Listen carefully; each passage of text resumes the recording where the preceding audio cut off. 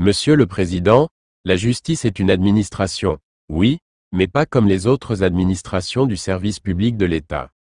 L'État qui se distingue par la qualité de son service public de la justice doit cependant s'inscrire de manière irrévocable dans le concert des États postmodernes et de s'attacher à la pratique des valeurs démocratiques, les principes fondateurs de la justice et le respect des libertés fondamentales. Depuis la première réforme judiciaire issue de la loi du 27 juin 1961, le système judiciaire mauritanien offre une figure mimétisme, évolutive et paradoxale. Les discours de réforme se succèdent et s'enchaînent à un rythme vertigineux. Les réformes connaissent bien des difficultés à aboutir. La confiance entre les justiciables mauritaniens et leur propre institution de justice est rompue. Les 3/5 des Mauritaniens ne font plus confiance en leur propre système judiciaire pour plusieurs raisons.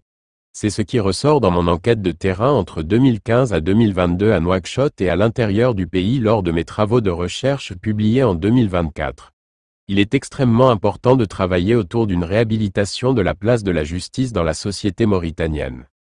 Monsieur le Président, pour avoir une justice indépendante, impartiale et efficiente comme vous le souhaitez, il faudrait que votre gouvernement fasse une réforme radicale et profonde de nature à faire de la justice un réel pouvoir neutre, efficace, indépendant et impartial.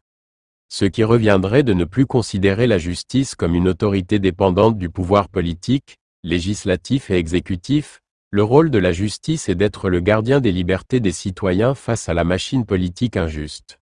Cependant, il est nécessaire de revenir aux fondamentaux et se poser la question de l'utilité de la justice dans la société tribale, esclavagiste et communautaire mauritanienne. Pourquoi a-t-on besoin d'une justice indépendante ? Pourquoi les justiciables ne font plus confiance en leur propre justice?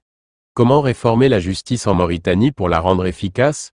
Au fil de ces décennies, il y a eu des accumulations de réformes qui n'ont rien à voir avec la philosophie générale de ce que doit être une justice indépendante, neutre et impartiale dans une démocratie participative. Monsieur le Président, en toute humilité, voici une liste non exhaustive des réformes que votre gouvernement doit mener afin de sortir la justice dans le cercle vicieux, car je tiens beaucoup à une justice indépendante et impartiale dans la société mauritanienne. Faire en sorte que le pouvoir judiciaire ne peut être traité comme une simple administration de l'État ou encore un bras armé du pouvoir politique, mais plutôt une institution judiciaire indépendante et impartiale. Pour qu'il en soit ainsi, il faut réformer le Conseil supérieur de la magistrature, CSM, en réduisant substantiellement l'emprise de l'exécutif dans le fonctionnement de la justice.